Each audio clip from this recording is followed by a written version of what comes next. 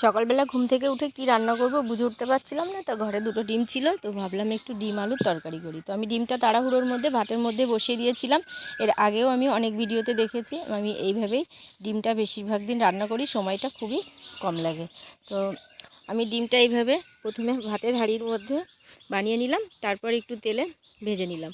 আর আজকে মশলাটা আমি সিলাই করেছিলাম, আর আলুগুলো একটু ছোট ছোট করে কেটে ভেজে মশলা দিয়ে কষিয়ে জল ঢেলে দিয়েছিলাম, তারপর তার মধ্যে ডিমগুলো দিয়ে দিয়েছিলাম।